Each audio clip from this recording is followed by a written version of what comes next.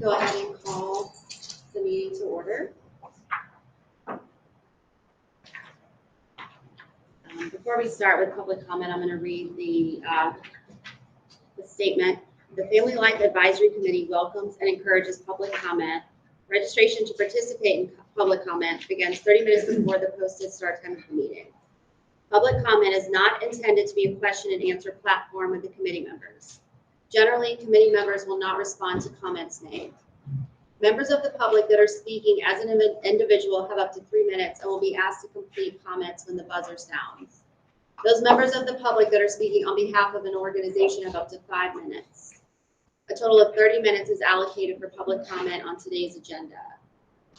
Those members of the public wishing to share additional comments with the committee may do so by emailing flacinformation@fcps.org.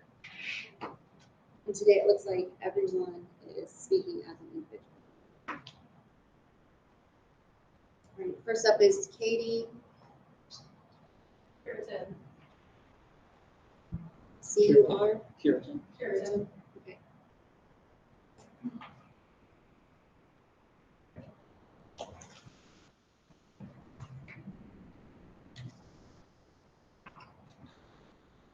Have any of you had to call Child Protective Services? I have. When teaching in high school, one of my student council students, I'll call her Megan, confided in me after school that her mom's boyfriend had molested her. If you knew Megan, you might wonder how that could ever happen. But another friend of mine had also confided in me that she had been molested for years by her grandfather. So I knew the pattern. See, predators are smart. They know the old story of throwing a frog in a pot of boiling water. It will jump right out. So they don't walk up to a child one day and say, hey, come in the other room with me and touch me, or let me touch you.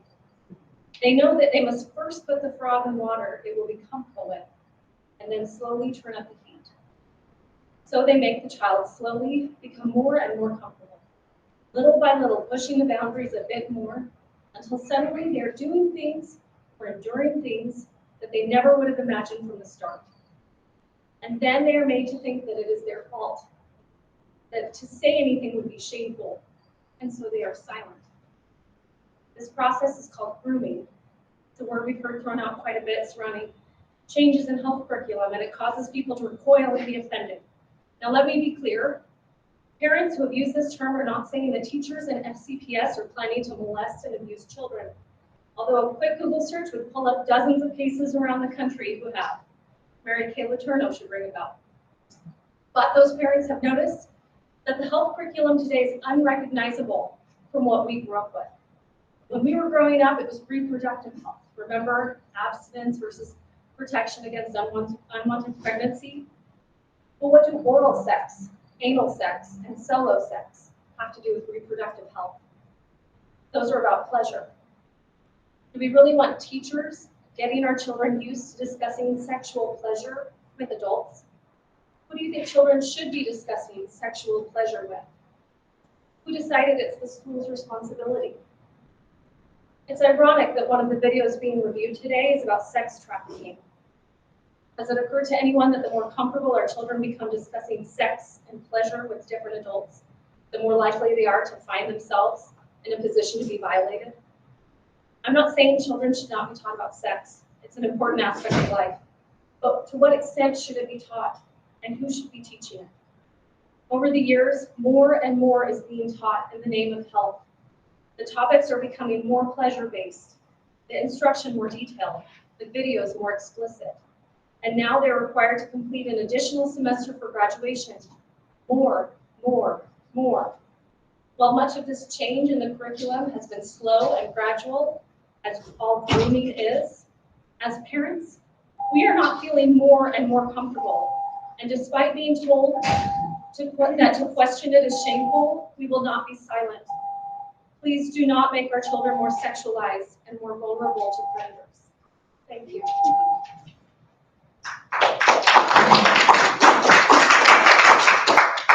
Next up is Tom Newmark.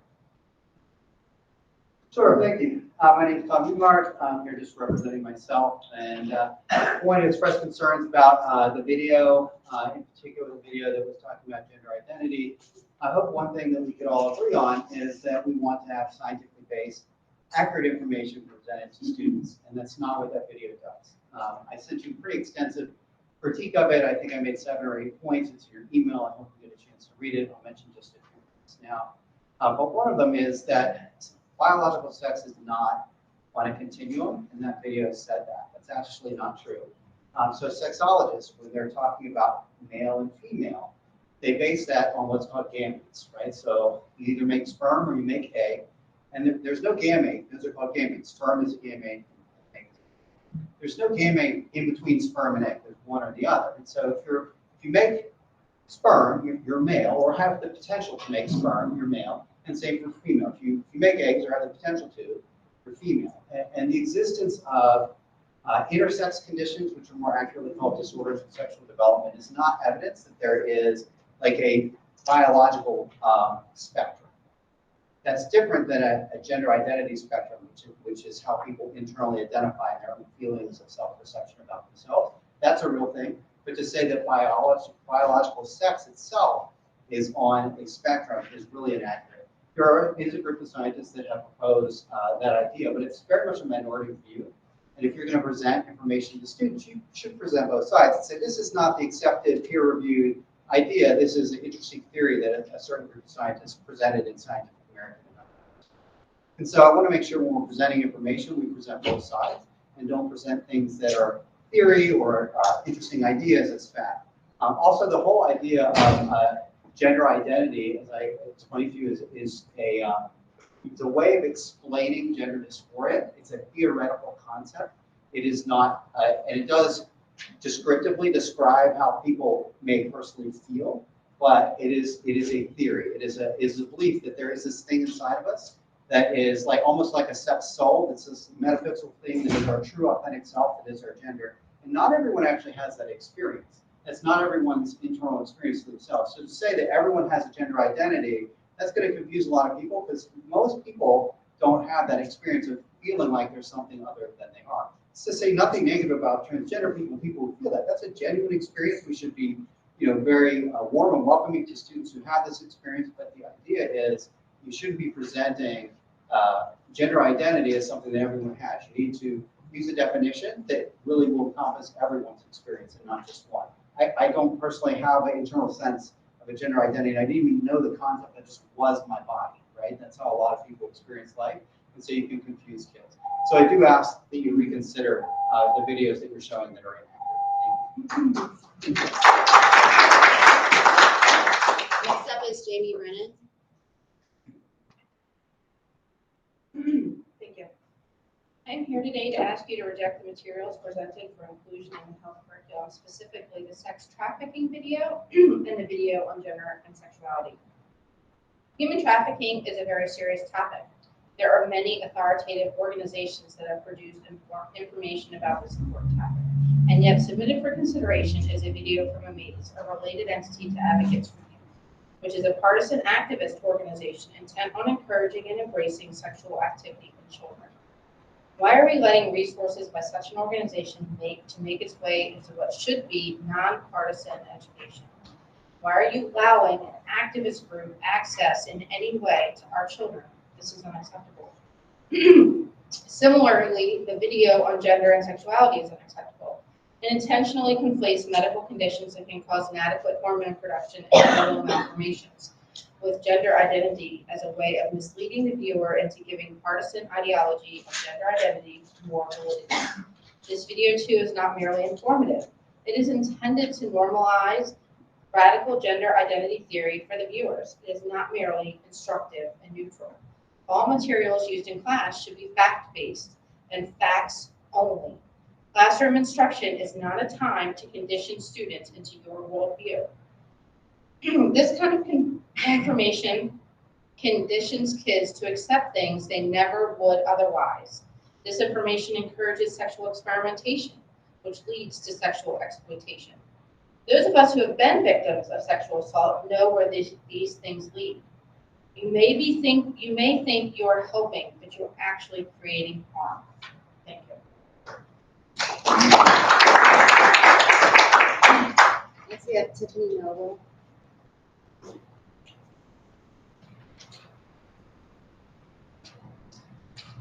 The Public Health Youth Behavior Survey that you will be presented today is a poor representation of the middle school and high school population of FCPS. According to fcps.org, we have a total of 24,969 students, high school and middle school. The survey states that 85% of middle school students and 84% of high school students responded. The 4,500 students that the survey says completed the survey is only 18% of the total FCPS middle school and high school population. If not every student was surveyed, I would question the validity of the findings of this survey. It should be completely thrown out and invalidated. The video on sexual orientation and gender identity is not appropriate for high school learning. This video is geared to the operation of a medical facility or office. This is not based on scientific fact. It does in fact have a medical disclaimer stating that it does not provide medical advice. The website osmosis.org is in fact for clinicians and caregivers.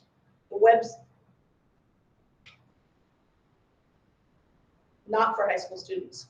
The resources on the website do not have any peer-reviewed literature at all to back up their information. This video should not be approved for the education of high school FCPS. Thank you. Trudy Tibble.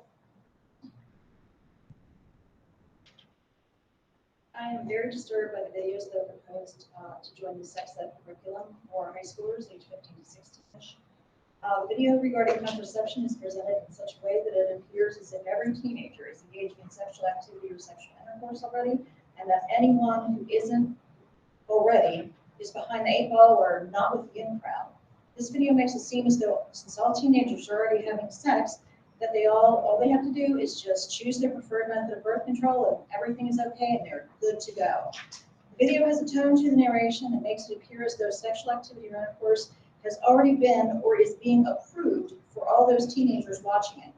And since our children are learning this in our schools, it follows that our children will feel that FCPS approves of sexual activity or intercourse as well. As for the sexual orientation and gender identity video, there are multiple errors. Tom and I must think a lot alike. I'll point out a few of those. Biological sex is not a spectrum, as presented in the video. Biological sex is determined by the sexual organs presented at birth, or present at birth, a vagina or a penis, and whether or not a person's body can produce a sperm or an egg. Gender identity, number 2. Gender identity is an ideological concept. It is not a scientific construct. Gender dysphoria is a scientific construct and a mental health diagnosis. Gender identity is a theoretical idea that is incorrectly used interchangeably with or to explain gender dysphoria. The term sex assigned at birth in the video is deceptive. The video makes it sound like doctors are just guessing about the sex of the baby when a baby's born. Biological sex is observed by doctors at birth. Doctors that have completed medical school, earned their MD, and are trained to distinguish between the male sex and the female sex at the time of birth.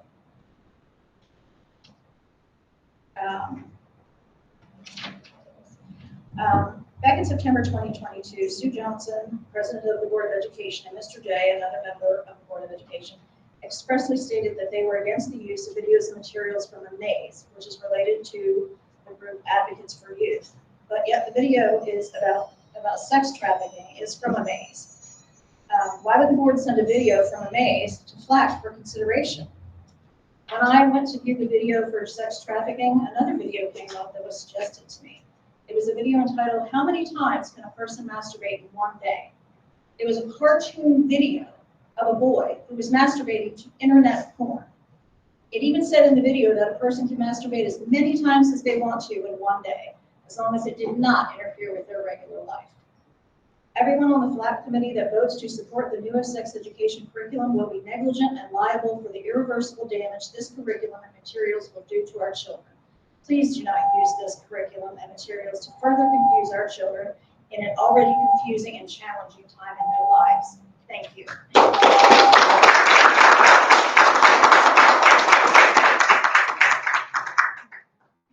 Ryan Fisher.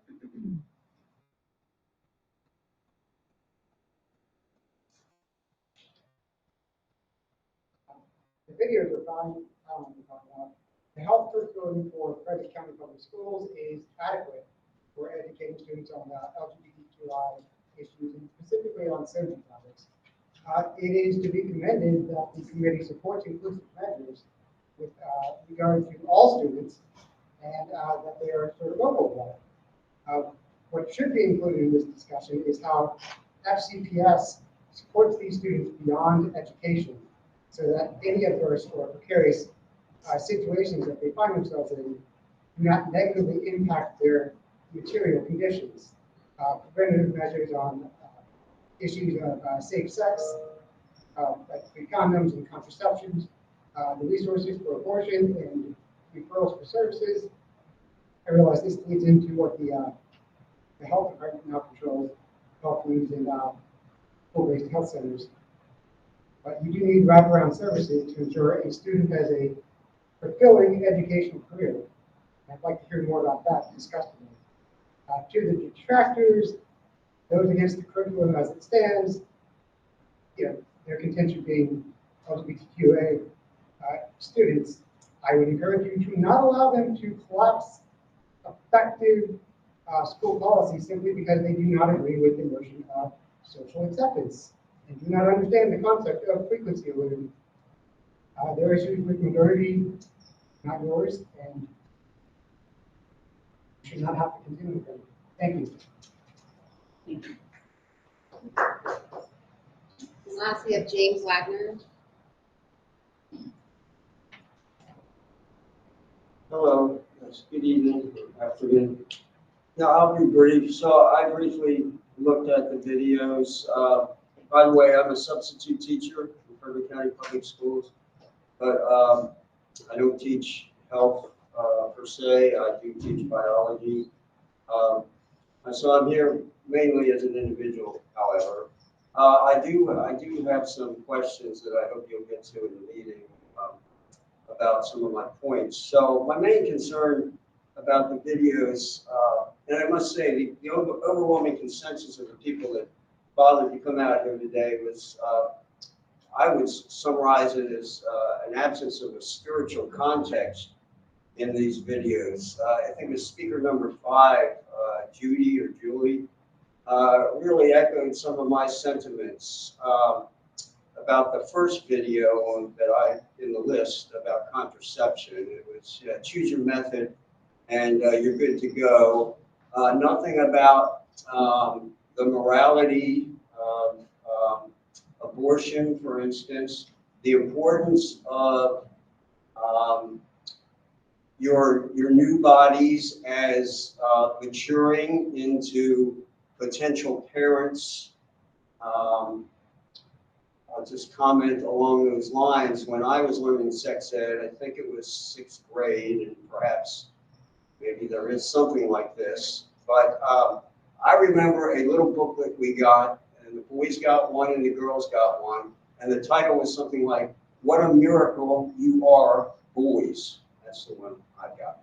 So, I'm rambling more than I wanted to, but I'll just say that is an example in yesteryear where there was a spiritual context to the teaching of sex and sexual responsibility and morality. So I hope you will hearken back to that age and not jump on the bandwagon of, well, we just put the biology out there, the kids are already having sex. We don't have to give them a foundation in moral behavior. I think that is your responsibility. So I hope you will take it on and incorporate that into the curriculum. Thanks.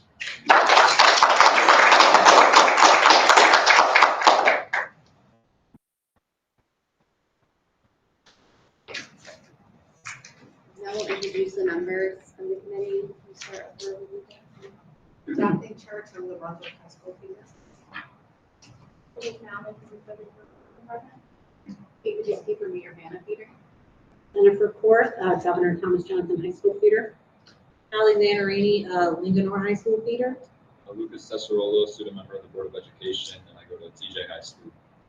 Yawandi Oladengi, I'm a large member. Ray Gallagher, Board of Education Liaison.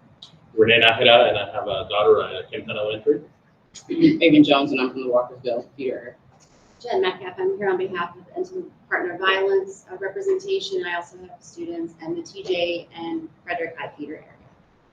Ryan Griffith, FCPS Staff Liaison, Secondary Health and Peace Specialist. Good afternoon, Jamie Hitchner, Curriculum Specialist, Elementary Health and Physical Education, also another staff liaison. Steve Walker, Principal of New Market. Amy Wilhelm, Health Educator at Moxie Middle. Robin Seidel, I'm a healthcare professional. Brittany Kaufman, Middletown District.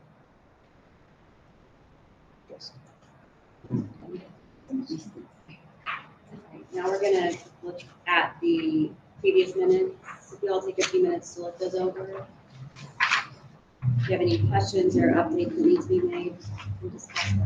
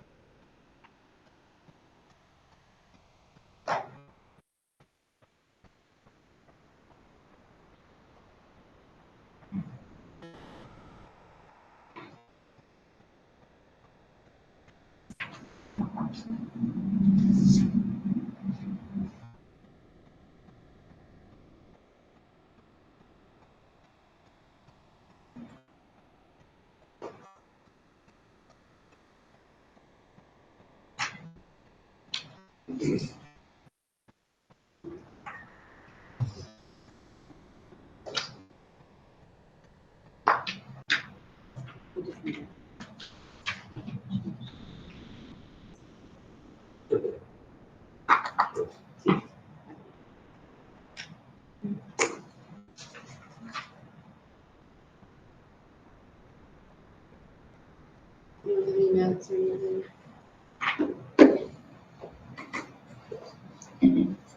One typo.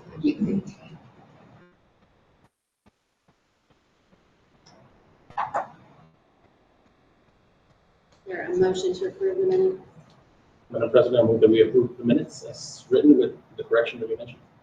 A second. Second motion. All in favor of accepting the minutes? Please raise your hand.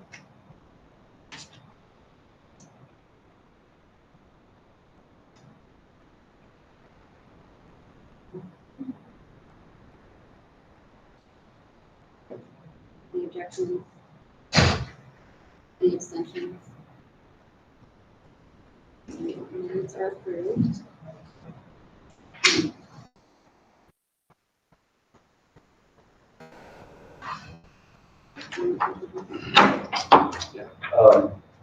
So one of the things that the committee asked was the new information that was just released.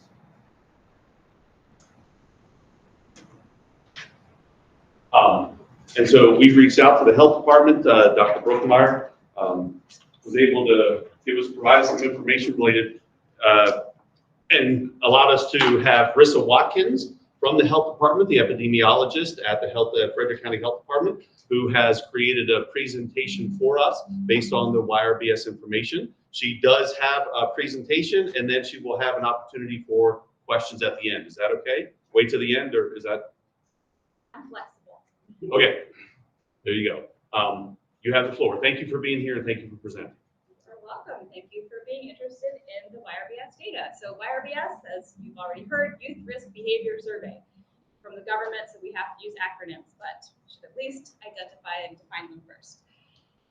So this survey is standardized by the CDC and adopted in Maryland, and it is pretty much standardized across all the counties in Maryland. We get to identify a little extra things of what we'd like to include or not include, but these modules are standardized across the state. This survey, as we're going through the data, keep in mind, the survey was administered to our students September 2021 through January of 22. Exactly, right in the middle of COVID. So things were challenging in our community as a whole and in our schools in particular. The survey was administered in all of our middle schools and all of our high schools. And we had about just over 44,495 students completed the survey. You can see the breakdown of middle versus high school students there. And the overall response rates were pretty much in line with what we've seen in previous years and are considered good response rates. I believe the surveys were administered to students in the second period of their school day, so that you get a nice cross-section. And with these numbers and responses, this is considered good survey responses and solid data set. So overall, remembering where we were in time at that point, despite the return to in-person learning environment, our students were definitely feeling the effect of the pandemic. It was traumatic for a lot of people, and our students, the results that you'll see really showed that they were feeling that themselves as well. We're seeing poor mental health outcomes, and specifically female students and students identifying as LGBTQ+ were significantly more likely to report poorer mental health issues. So the changes in lives with the e-school, virtual learning, the social isolation that many of us experienced during the pandemic may have contributed to some somewhat surprising results that we also saw, a rapid decline in a lot of the substances that we look at, substance use and misuse.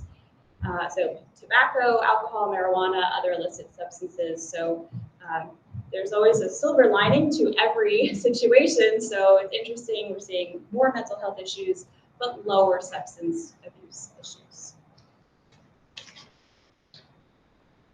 So I'm going to start talking about the adverse childhood experiences, and I'm sure many of you in the room are already aware of this term, ACEs. So ACEs can include abuse, neglect, growing up in a family with mental health or substance use problems. And we know that toxic stress from having ACEs, or one or more, can actually change brain development, and it affects how our bodies respond to stress. We have already said it's been a stressful few years. ACEs are also linked to chronic health problems, mental illness, and increased substance misuse as adults. So we are concerned and have been including questions about the elements that contribute to ACEs in this survey. And we want to look at what we're seeing at this point. So this is data specifically, the ACEs data in Frederick County. The middle school data is in blue and the high school data is in orange. So we've got several different categories of ACEs that we're looking at. So this first section, around 13% of students in both middle and high school reported experiencing emotional abuse in homes. And that was pretty steady between middle and high school. All of the other ACEs that we're looking at here were reported higher in high school students than in middle school students. So we have more than 1 in 4 middle school students and 1 in 3 high school students reported that they have lived with someone who's depressed, mentally ill, or suicidal. So those are pretty big chunks of our student population. 1 in 5 middle school students and 1 in 4 high school students reported living with someone who has problems with alcohol or drug use. So these are the things in their home environment that are impacting their ability to learn, their ability to grow strong brains as they are developing.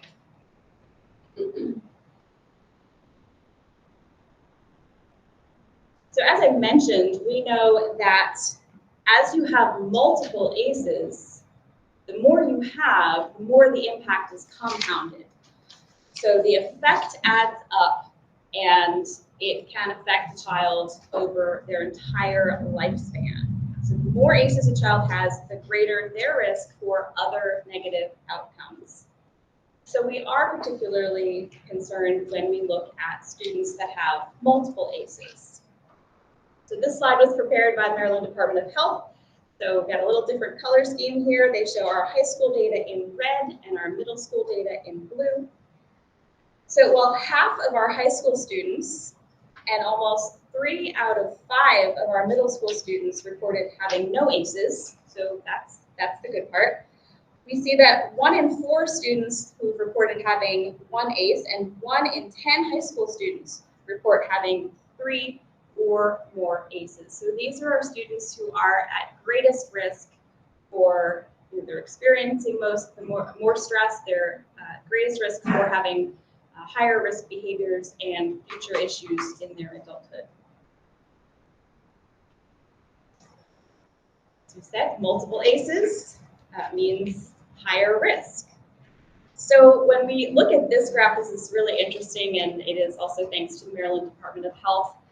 We're comparing, if you look at the one on the left, so for students who had no ACEs, when we look at how many times did they say their mental health was not good, 18.4% of students with no ACEs said my mental health is not good most or all of the time. As opposed to students who have 3 or more ACEs, more than half of them were saying that their mental health was not good.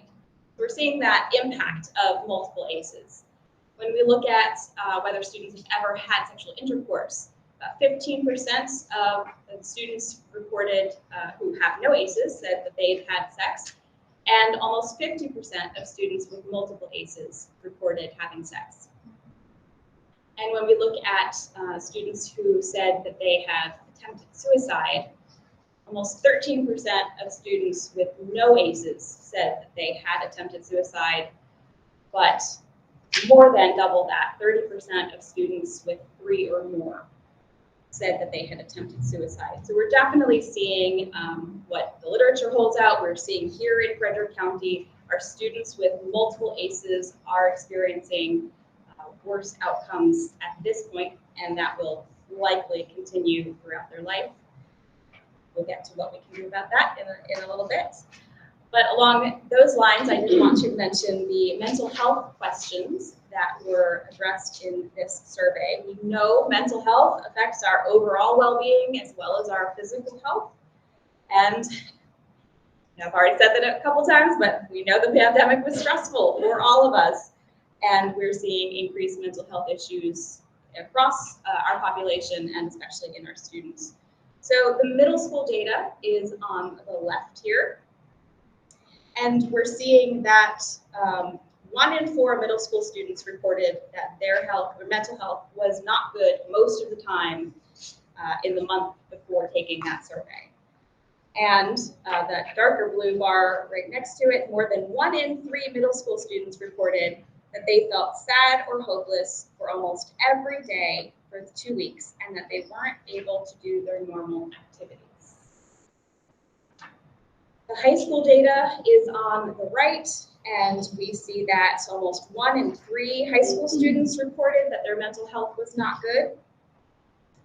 And more than 1 in 3 high school students reported feeling sad or hopeless almost every day. So I will say that the dark blue, that question about feeling sad or hopeless almost every day was asked in the previous year's survey, which was the 2018 to 2019 school year, so a few years before the pandemic. And we did see significant increases for this most recent survey responses. And that was, let's see, last slide. In middle school students, it went from 22.4% feeling sad or hopeless to 37% feeling sad or hopeless. And for high school students, it went from 31% up to over 38%. So those numbers just shot up, and we definitely can see the impact of the pandemic stress on our children.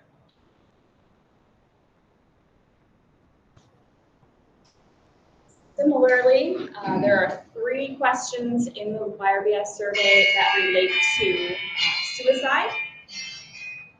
Again, middle school data is on the left and high school data is on the right for these 3 questions. So more than 1 in 4 middle school students, 28%, reported that they seriously had thought about suicide. This is higher, interestingly, you can see those blue bars there, it's higher in middle school students than high school students, where it was around 1 in 5 students, or just over 21%. More middle school students reported making a plan for suicide, almost 1 in 5, 20%, and that doubled from 2018. Middle school students attempting suicide, the gray bars there, 8.3% of middle school students reported that they had made a suicide attempt, and that has also doubled from the previous report year. 17% of high school students reported that they had made a suicide attempt. These are very sobering questions to look at and realize that there are numbers behind, or there are people, individual students behind all of these numbers. When we look at another aspect of family life, home life, food insecurity, we know there were already people in our community that were experiencing this regularly, and we know that the pandemic definitely highlighted this issue, as many students didn't have the food support that they often get through schools. So we saw that there was a significant increase in food insecurity during the pandemic, and this affects more than just our students, this affects their whole families and everyone who's not in the schools as well. So we saw 13% of middle school students and 11%, almost 12% of high school students said that their family was often worried about food money running out. So those are those orange bars. And the green bars show that 8% of middle school students and about the same percent of high school students said that their food actually did run out. So that is also concerning, especially we just saw from the ALICE report that came out recently. We know that there has been food insecurity. We know that there was a lot of pandemic relief that was added into our community to help address these issues. And we know that a lot of that has or is stopping soon. So food insecurity is playing a big part in our students' lives. The positive side, or the answer to the what do we do with the ACEs and all these other factors that are affecting our students, we know that while there are adverse childhood experiences, there are positive childhood experiences. And these positive childhood experiences can lessen the impact and the effect that the ACEs have on our children. So for children who have been exposed to ACEs, those children who have more positive childhood experiences show better lifelong mental and relational health than the children who had fewer positive childhood experiences. So we have also, thanks to Maryland Department of Health for doing some additional work on this one for us, but we're looking here at students who have 1 or more ACE. 1 or more adverse childhood experience. And on it's a little busy slide, so I'll talk you all through it. On the far left, we're looking at students who participate in extracurricular activities. So having that social connection is a positive childhood experience.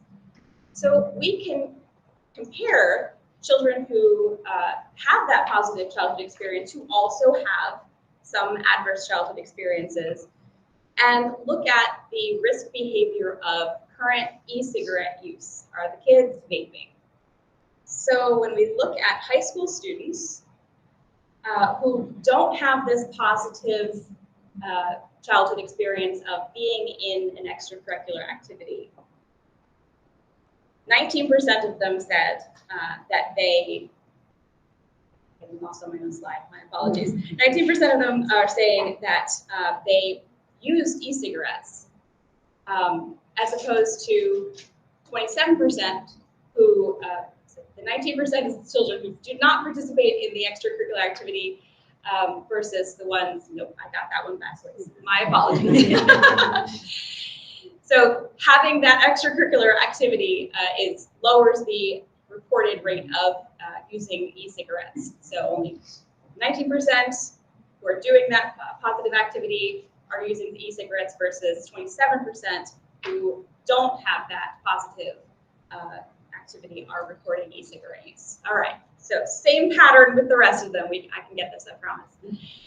So when we look at the students who are reporting feeling sad or hopeless, we have just over 50% of them reporting that for the students who participated in the extracurricular activities versus 60% who have not had the extracurricular positive interaction. So we're seeing that having this positive thing in their lives is helping to reduce some of those negative outcomes that we're seeing with substance use, the vaping, and feeling sad or hopeless.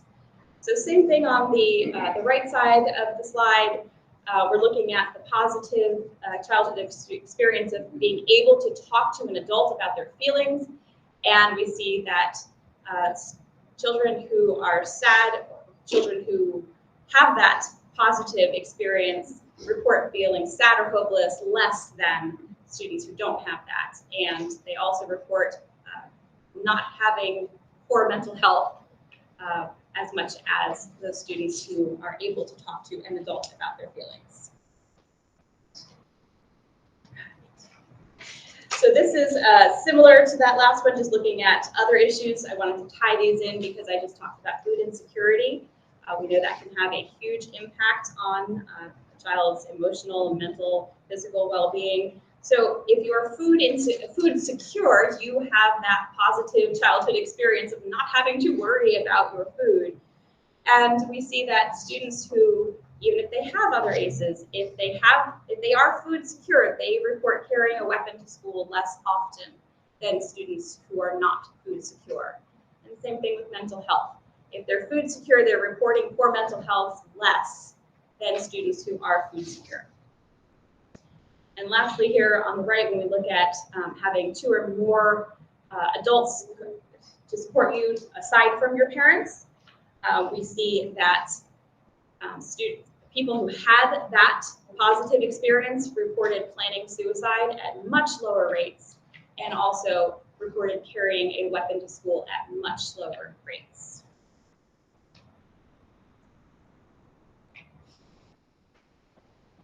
So when we get into the sexuality data of the YRBS, we see that 4% of middle school students reported ever having sex, and this gets progressively higher as you go across the grade, so it is lower in the younger students. And almost 1 in 4 high school students reported ever having sex, so 24%.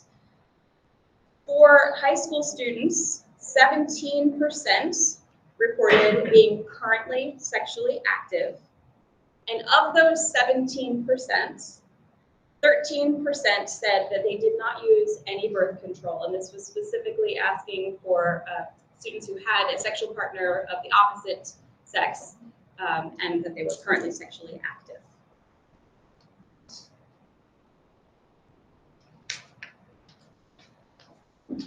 And then, almost lastly, we do see, as we looked at the data for our LGBTQ+ students, some of the largest health disparities are with our LGBTQ+ students and our cisgender and heterosexual youth. So in this most recent survey, 26% of the students surveyed identified as something other than heterosexual. So that breakdown is 11% bisexual, 4% gay or lesbian, 5% other, 4% questioning, 2% not sure, and 3% transgender. So overall, LGBTQ+ students continue to have more personal challenges, more risk behaviors compared to their heterosexual counterparts in areas such as mental health, physical health concerns, weaker parental ties, bullying, sexual activity, and substance use. And in the reports that I've seen from Maryland Department of Health, the added emphasis that they are placing here is the importance of creating safe and inclusive learning space for students so that it can acknowledge their identities and provide them the mental health supports. So the wrap up, the final thoughts from all of the data that has been flashed in front of your eyes. The increasing in poor mental health outcomes really is a call for improved mental health support in schools and in home, and frankly for our entire community. And as we've seen the positive impact that positive childhood experiences can have, just the need to foster and encourage that as much as we can. Peer support, school-based extracurricular activities, adult support, there's a myriad of ways to provide this, and all of them are helpful. So students have all returned to school. Most students have returned to school at this point. I know there are still some who are virtual, but there is definitely a push from the health department side to educate and reemphasize the risks of substance use. And then just for your own awareness, the pandemic threw the timing of YRBS off, so the next full data set will be released in early 2024. That's going to have additional questions for ACEs. So you're going to have it administered in the schools starting fall of 24, and then we'll get back into a more regular schedule, I believe. And that is the end of my slides.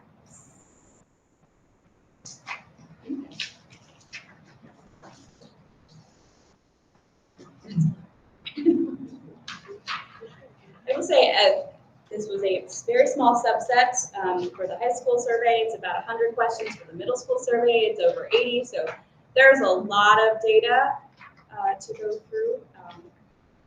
Yes. Hi. So full disclosure, we're public health colleagues. We've worked on projects together. But I just have some questions just to clarify some of the earlier comments that we heard, if I may. We're in the Q&A section already. So thank you for this. This is very, very informative.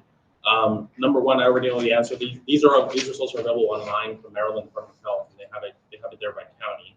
And the questions, the phrasing is very important, right? When you're asking a survey, how you phrase the question is very important. So those questions are also online. So I encourage everybody to go look at those questions, how they're asked, because that kind of informs the answers. The sampling method, can you tell us a little bit about how students are identified for being surveyed?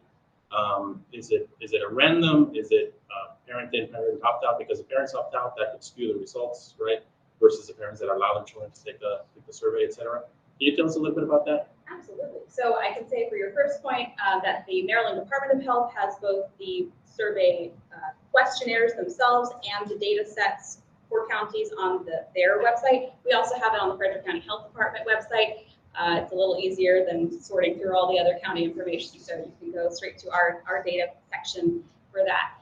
As far as sampling, I think I'd mentioned that students in like the second period were all identified for possibly having a survey, and then Brian can chime in here, but I believe students are given before they're selected, parents are given the option of opting out, and then once the students in that cohort are identified, parents are also given the opportunity to opt out. Is that correct? Correct.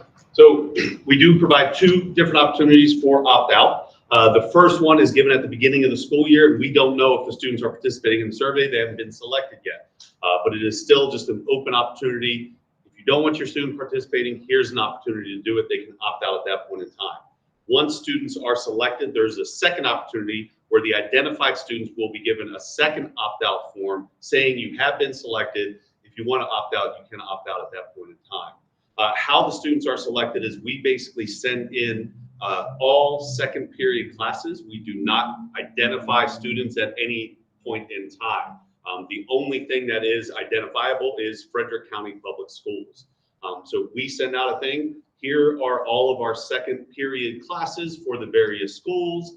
Then the MSD, the Department of Health contractor, then looks at those classes and identifies the number of students to get our data, to get a reliable data set.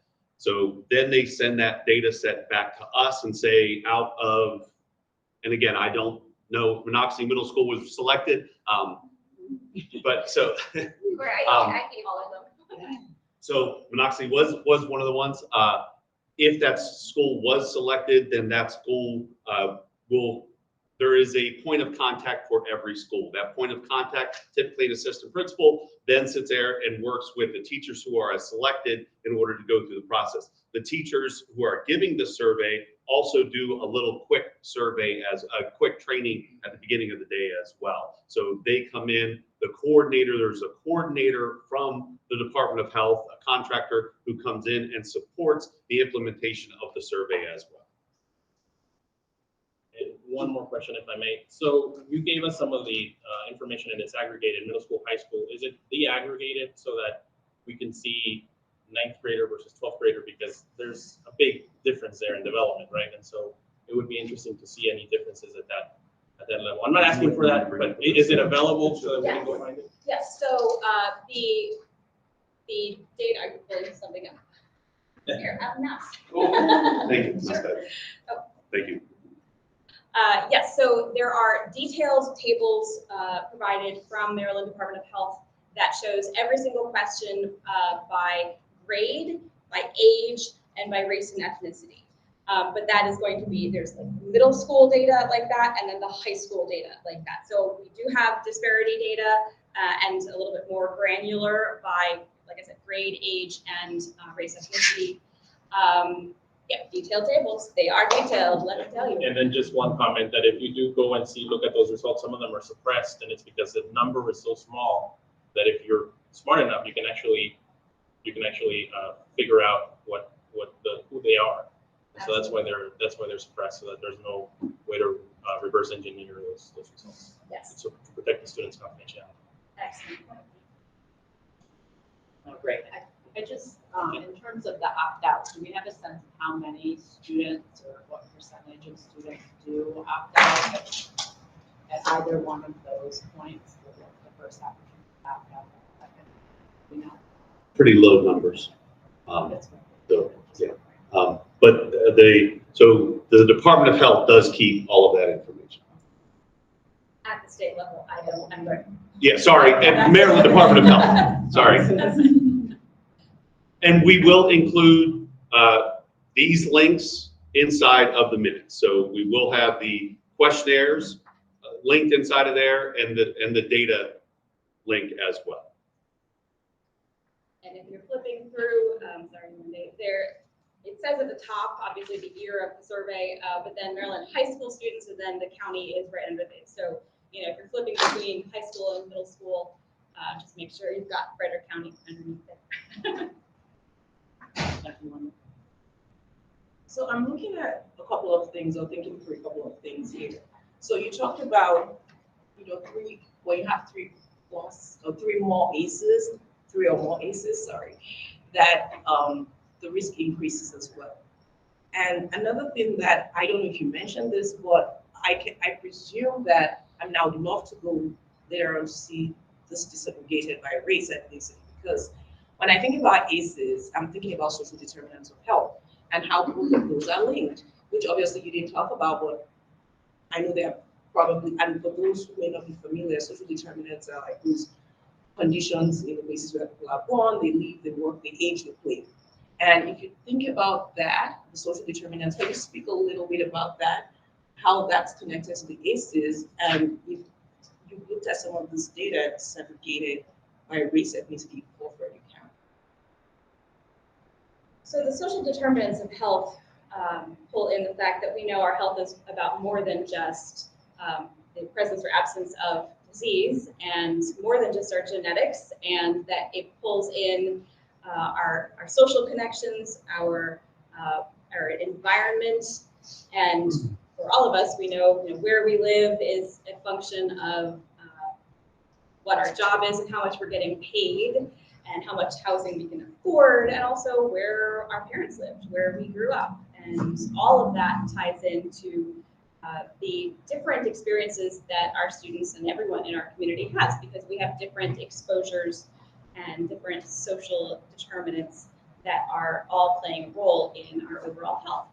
So genetics, surprisingly, plays, you know, a pretty small percentage. I think it's estimated 20 and 30% of our genetics play a role in our overall health. And then our personal choices, yes, play a role, but all of these things in our world around us that we may not realize are contributing are having a fairly significant impact. So when we look at ACEs and we look at, so the 5 ACEs questions that I highlighted, household emotional abuse, household mental illness, household substance use, household incarceration, and witnessing intimate partner violence. You know, these are things that have, what are the things that contribute to those questions? I mean, there's a lot of social connections and elements that are all playing a role in that. So I'm not sure if I'm answering your question the way you would like, Dr. Oladende, but you just let me know if there's a direction you'd like me to highlight. You are answering the question, and I'm thinking also connecting it to solutions, because is there or are there things that are being done currently within the school system to address those who are most vulnerable for ACEs? And I'm saying this as well because you don't want to single out people, right? Because then there are backlashes with that.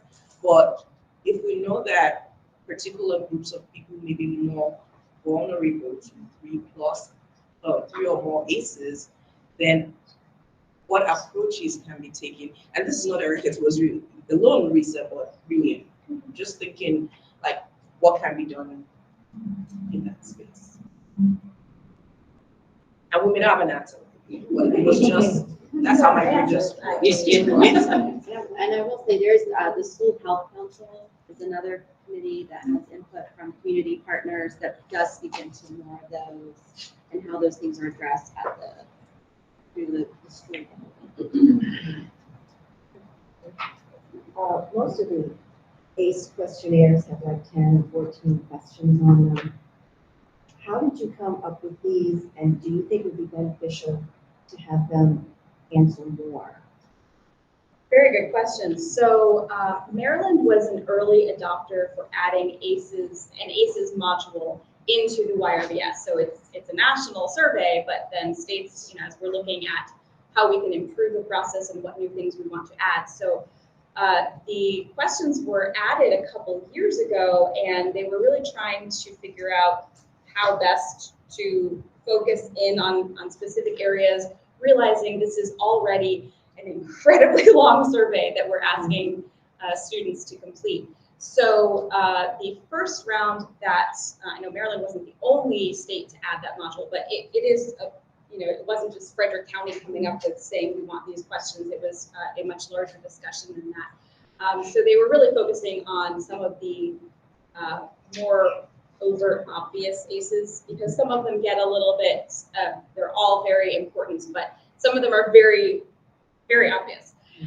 So as I mentioned at the end, because of early adopter states like Maryland, having that data for several years and getting to see the increased risk of specific behaviors in connection with ACEs, I think has really helped to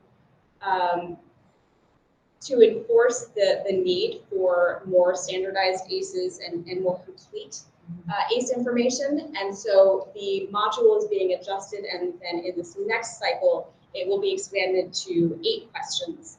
And we will have, you know, as more states add these on, then we have the ability to compare, you know, what's it like in our community versus other places. So that's the nice thing about having the YRBS data be pretty standardized across the board. It allows for that type of comparison. More ACEs questions being added. So there is so because it is a national survey, there's a certain percentage of questions that the CDC says we must ask, and then Maryland has a little bit of wiggle room for some of the questions. And what the Department of Health does is they bring together a bunch of people from the local departments of health, local departments of education, a variety of people to come through and say, do we need to adjust some questions? Can we make some changes? What questions should we ask and everything else? And so it is about a year-long process for that to occur, for them to identify those new questions and add them onto the next survey. I don't, it's not a question, it was just something you showed, I think the disparities among LGBT students. And for me, that slide was concerning because I had to like look at it a couple of times over and over again to digest what was on it. But when I look at this, and when you compare this to 2013, and it shows that the prevalence is 2.5 times higher than in 2013. And not only that, LGBT students are experiencing more disparities. I don't know if we're able to quantify that. Is it 2.5 times more disparities than others? I'm not sure what it is, but my guess is that it's higher. And in light of what the flag does, I think we should be concerned about this. And also because you're just thinking bigger and broader about everything going on with the different policies with the Board of Education. I think it's important that an inclusive environment needs to be created to protect students who identify as LGBT. If indeed we have 26% of FCPS students who sexually identify as other than heterosexual. It's just a statement, not a question. I will just add to that. So we do have an additional report on the Frederick County Health Department website in the YRBS section that goes through some of the disparities for the LGBTQ students. So there is additional data on the website for to give that more granular information. Won't remember them off the top of my head, but it is generally just much higher for those students. Is there any comparison done to the national or state? We To do see how include we're comparison to the comparing, states. or similar, different, worse off, better off? Yes. So in general, for the LGBTQ plus survey or specific report, we did include comparisons to the state average on that. And I think I might not have had it in this one, but for the ACEs data, I do remember in general, Frederick County, we have more ACEs than the state as an average. Our students are reporting those at a higher rate. And when we look at the risk behaviors that, multiple ACEs is increasing, attempting suicide and all these other high risk behaviors, we are seeing those at a higher rate than the state average. So that is as concerning as well. We always like to do better than the state average.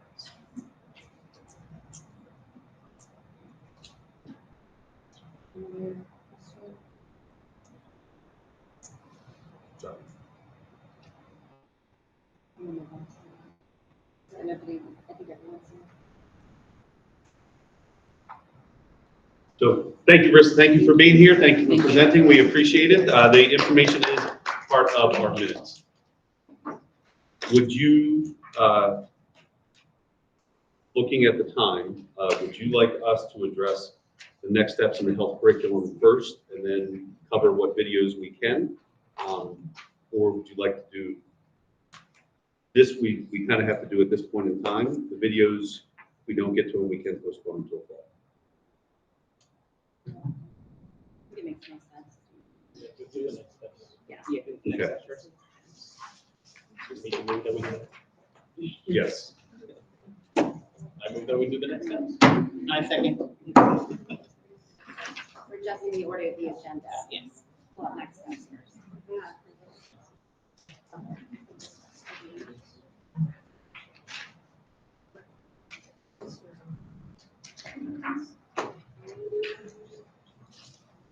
Here's.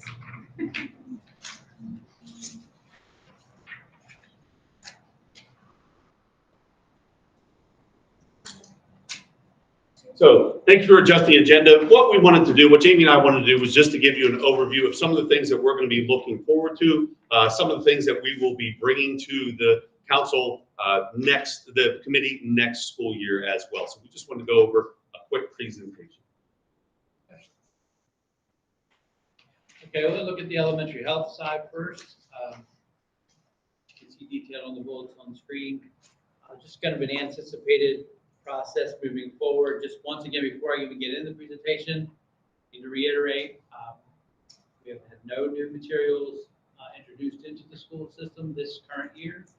And until we have appropriate opportunity for public review, that will continue to stay and remain the same.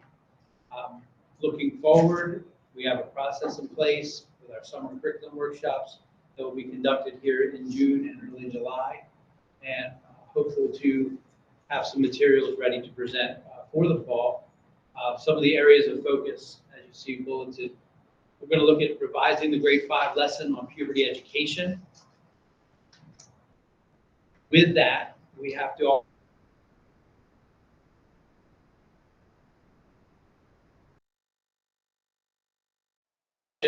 we also need to adjust our training for our teachers, and obviously work with our teachers who, as we have mentioned here in this group, and again for the public, we are working with our classroom teachers typically, sometimes health and education, physical education teachers in some of our elementary schools have been identified to teach the material, but yet they're not certified to teach that, but they must, by COMAR, required to take the training.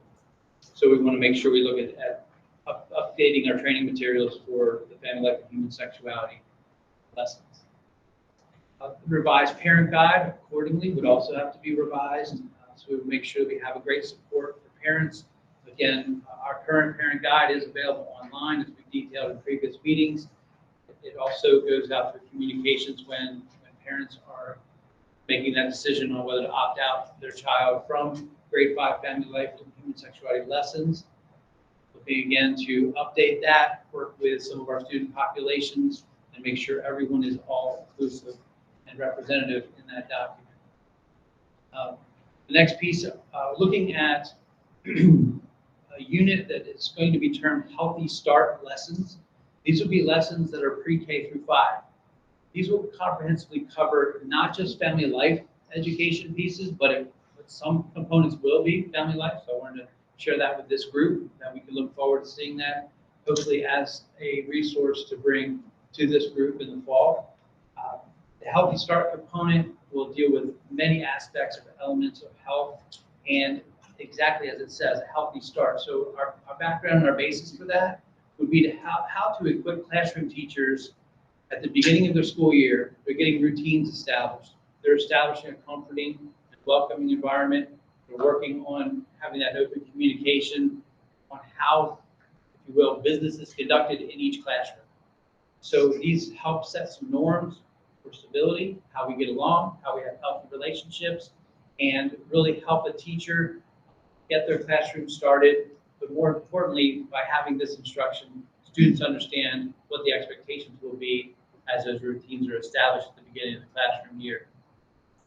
So that would be something that we're going to term Healthy Start Lessons.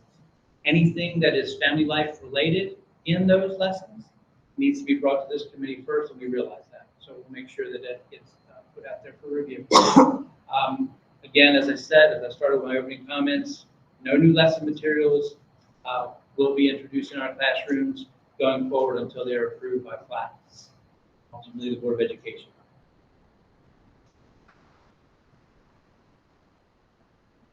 Just to give you a quick, yeah, sorry. Go ahead. I just wanted to ask, the revisions to the lesson plans, those are going to tie to those standards of learning that we talked about in our last meeting? Is that- Yes. Yeah, there will be make sure that our current materials are not only updated, but they are aligned to the newly adopted standards. Yes. Thank you for point of clarification. So, secondary, our biggest focus is going to be on Health 2, the resource that we're bringing. Again, if we don't get the resources here, we'll bring them back in the fall and continue to do that. Luckily, our teachers, a point of contact from every building is going to come together in June for a 2-day workshop on what does Health 2, give them some time to actually start developing their lessons and everything else. Then we will also have an opportunity for curriculum writing over the summer. So we did have a field test at 2 of our high schools. We had a lot of student feedback from TJ and Tuscarora. So the teachers now are making some tweaks to adjustments and creating some new resources as well based on the student feedback and how they were creating some of the different things. So we have that opportunity in June. We have the opportunity in July for more curriculum writing. And then on August 18th, we have another opportunity. One of the things that we want to stress is that we will have, every high school will have 2 parent preview opportunities. They'll have one in the fall and one in the spring. So currently the process is a little up in the air depending on when schools actually provide those parent preview opportunities, but we will have 2. So one in the fall semester, one in the spring semester, where parents will be able to come in and actually talk to the teacher about what lessons are being done. I mean, we have a teacher in the room right now. We don't teach the same thing the same way every single year. We don't have the same kids coming into the classroom every single year. So we shouldn't be teaching the same way. So teachers make tweaks every single year. And that's kind of what we do in curriculum writing to support it. But the teachers have the autonomy to tweak it in order to fit their kids. I say all the time, kids at Tuscarora are different from Brunswick or different from Middletown. So our teachers need to have that autonomy in order to support their students in their buildings. And so that's why we highly encourage parents to attend the parent preview opportunity and talk to the teacher about what is actually being taught. And then again, so additional resources. So as we have, I've been focusing a lot on Health 2, but middle school health, we're still looking at new resources to try and grab the kids' attention in order to support learning and things like that. If we have our writers come and identify some new resources, we will bring those out as well. But again, the health education, the secondary, other than Health 2, that was all approved back in 2017. So we are looking for, we still have a few resources that we need to identify and some we just don't like that are out there. Any questions on that?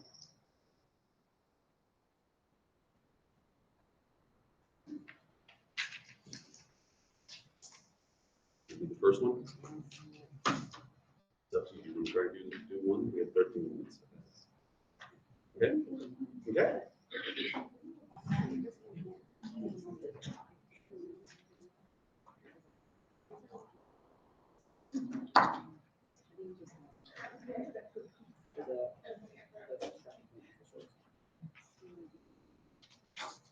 Susan, can you pass out the contraceptive survey? You tell me. Sex trafficking one? Sex trafficking one. Okay, so one of the things, for some of you who've been on the committee before, these are short videos. This is for high school, so these are 85 to 90-minute lessons. Obviously, the teacher's not going to show a 4-minute video, sit down and say, okay, we're done and move on. These are part of a lesson. A lesson has not been created for these yet because this committee has not approved them yet. So that's one of the things, if the committee does approve them, I do have an opportunity, as I said, for curriculum writing where my high school teachers will come together and develop some more resources in order to actually support implementation on this. So we are sex trafficking, right? Okay. So with sex trafficking, so this is the video that is safety and injury prevention as well. So that's why if you look at some of the other ones, 902.23, this is 902-24. But taking a look at that, looking at positive ways which a positive bystander can respond to a situation, why a person who has been sexually mistreated, groomed, harassed, abused, assaulted, or exploited is not at fault. So this is just a short video that goes into it as used as introduction to the first few minutes of class, first part of class, as the teacher is presenting this information on these objectives to the students. Yes. So just reading this really quickly, but the context, I'm assuming that the high school kids, they're gonna have context around sex trafficking in this video, but like it's covering these two standards, but that there is a broader context before that's maybe a prior lesson. Fair? And as I said before, I am not an expert on human trafficking. The state's attorney's office is. So we're actually partnering with the state's attorney's office to do this instruction as well. So they are actually providing some guidance on what Frederick County does as a sex trafficking council, a committee. They do partner. They have provided us resources in the past, but the state's attorney's office, Joyce King, has been gracious enough to partner with us in order to develop and support that instruction, as well as provide the professional development to support our teachers too.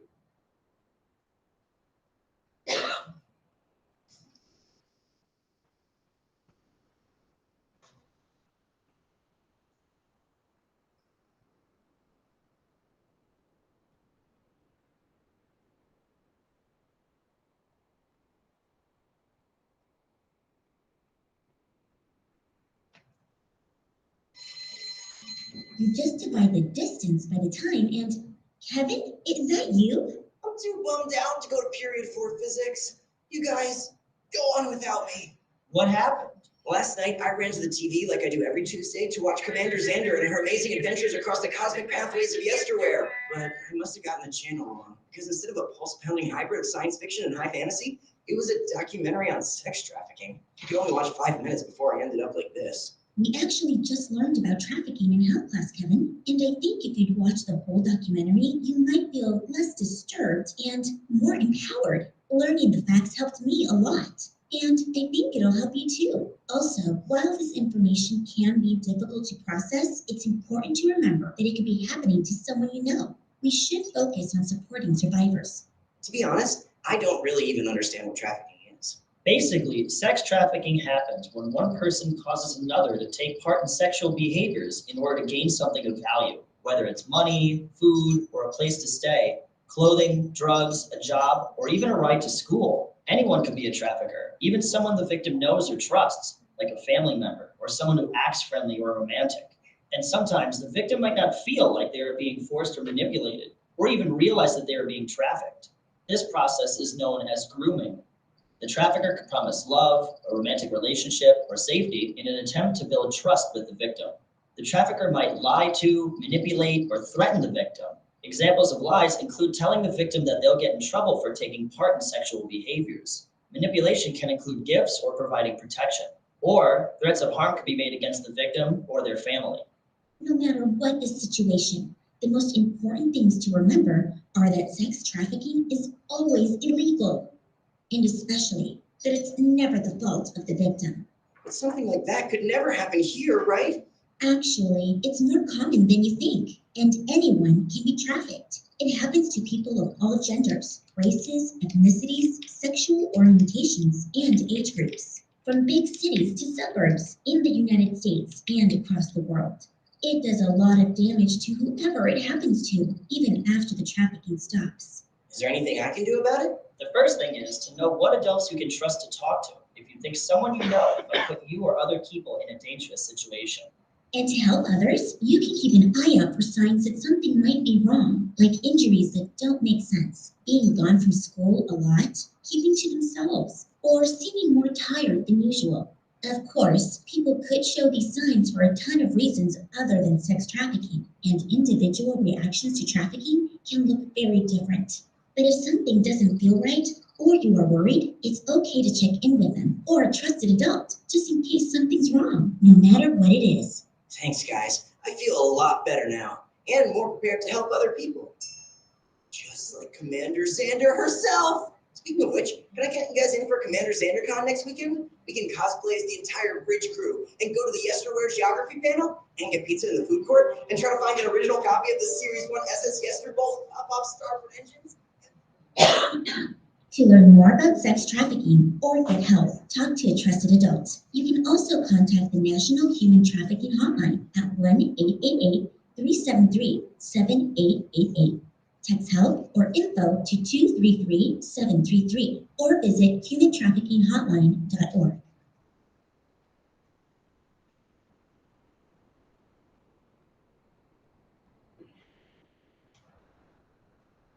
I love.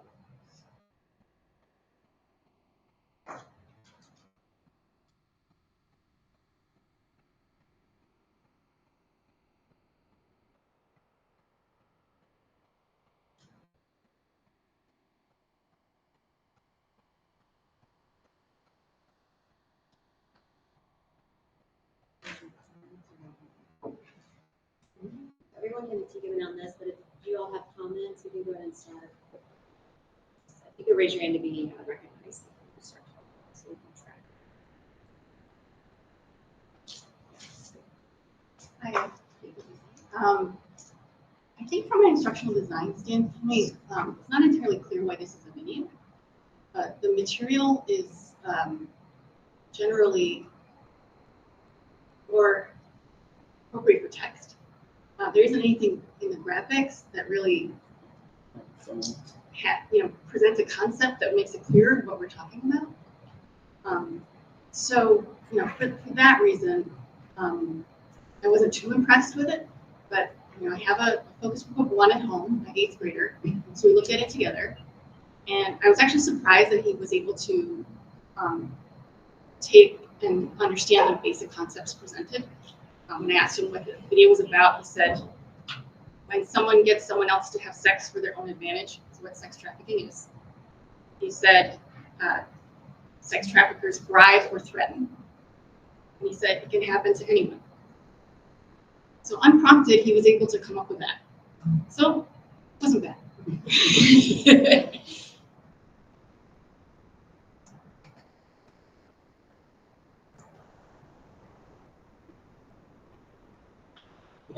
Okay. Go ahead, Jennifer. So I'm looking, this is targeted to 11th and 12th graders. Okay. Perhaps it's my ongoing education of sex trafficking, and which has been a lot, and involvement with conferences and professionals in the community who specifically work with sex trafficking locally and statewide. And as a parent of teenagers, I'm looking at this going, it seemed extraordinarily juvenile to me. I can't tell you how many videos and speakers and personal testimony that I've witnessed in person, and I certainly don't think this video does it justice. I'm looking at this as like a middle school, almost like a middle school. The cartoon and Xander, so I don't think, and some of the nuances of what and the description of sex trafficking, it was very simplistic. I mean, and not that we have to get into all the nitty gritty. There are legal bounds for sex trafficking that were not listed that make it actual sex trafficking and a federal crime, et cetera. So not that we necessarily have to get into all of that to explain to our children that it's not okay and it's unsafe and it's real. But I just, I looked at this as a very juvenile, I mean, it was like watching Captain Underpants. I felt like I was reading a graphic novel that my children read. No offense, but I felt like I was reading a graphic novel from like Diary of a Wimpy from when my kids were 9 years old. And maybe, you know, so maybe a different age group, if that's ever deemed appropriate for them, but that's my 2 cents. And just on that note, I agree totally, and I think that knowing that there are going to be high school students who are experiencing this in a really weird way, I fear it sort of minimizes that experience. Yeah, it's too light, it's too light. That's right. Yeah. What was the origin of using this video as one of the, something like who suggested it? So basically, my teachers wanted a resource to support it, and unfortunately, it went from extremely dry to extremely juvenile. And so again, there is none of the videos my teachers are all in love with. You know, they're not going to cry if you say no, that this video shouldn't be shown to 11th grade. It should be shown earlier. That's not their concern. They were just trying to look for something short, grab their attention, so we can instruct on the lesson. What you're saying is kind of what they are saying as well. They're trying to find that middle ground, and unfortunately, we haven't had luck finding that. But as I said, we are working with Joyce at the State's Attorney's Office. We hopefully will have some different ones as well, if this is not approved. Well, you know, just the point someone made, I forget who made the point about, you know, this is just to introduce the topic and then have an in-depth lesson on what sex trafficking is. So if that's the purpose, I think that's okay, because you run the risk of having a video that shows a whole lot too much that they get lost in the weeds. So this is like a good soft landing to the lesson that will come after. Can we vote to approve this for a different age group than what's listed on this page? No. Because I don't know whether, okay. That answers my question. So if you are suggesting to me that we would do it, yes, I can bring it back next fall for at an earlier grade level and put that forward. I mean, I agree with the concept. that it is, like a launch pad for future discussion. As a parent, as a clinician, I think it does not hit the seriousness of what this is. I can't get past it. So as a launch pad, maybe in a younger age, developmental group, appropriately, and that, you know, developmental can be different ages. We know that they don't all fall into the same category, but really looking at this, I think it invalidates, and it's almost insulting as to how serious in nature this is. So, and I would, it doesn't even discuss who's, I mean, it kind of glossed over who's at risk. Everybody's at risk. Well, there are targeted populations that are much more seriously at risk. And it doesn't mean that it can't happen to anybody, but we can be, I mean, we all know here people that this. To that point, I will say in Frederick County right now, we are seeing it in every population, and especially in some where the kids probably wouldn't think they were at risk for it because of where they live and who they are. So I do think the idea that it is everyone is an important part. I should say I'm part of the human trafficking response team on there. So, but yeah, we're trying to figure out some better resources from that route too. But I think these are all very good points.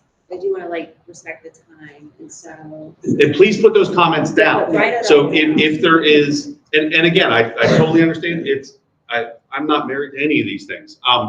But if you would suggest that this is approached at an earlier level, please put that down in the comments and we'll do that.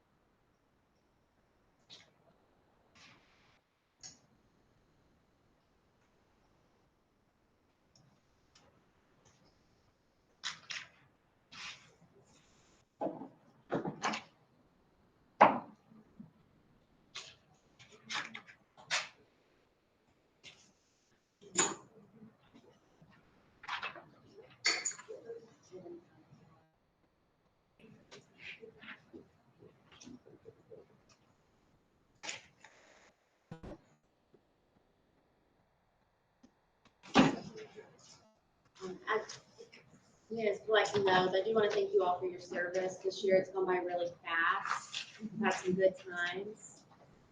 We have had some really good discussions, and I do want to thank you all for the time, commitment that you made to this, for your input, for your commitment to being here. The team will be in touch with each one of you regarding your participation in next year's FLAC, and then those dates will be coming out this summer for other meetings. Just real quick, sorry, to go back, I do take your comments back to my teachers. And I sit there and say, this is what the Family Life Committee has said. That helps us guide my teachers to select different videos and different resources. So that's why I asked you to make sure your comments were on the document. Everybody, any final thoughts before we? Gotta see the count quick. Gotta see what the count is.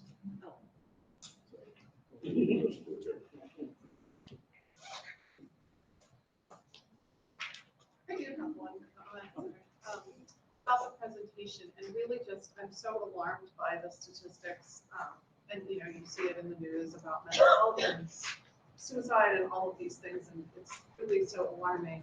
And I know that's not necessarily the domain of this group, particularly particular, but I would love to know at some future time meeting, you know, certainly there are other groups within the housing system that are thinking about how do we address those mental issues that are so significant and so rapidly increasing. I mean, so I would love just, you know, 5-10 minute agenda item where we could really hear how we're responding.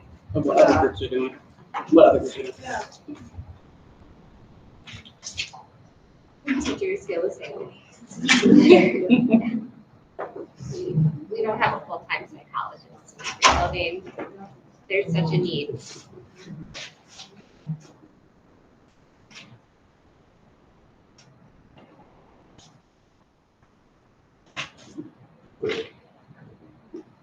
So according to the report, 4 approved, 11 disapproved, 0 abstentions. So this video is not going forward for this age group. So thank you so much.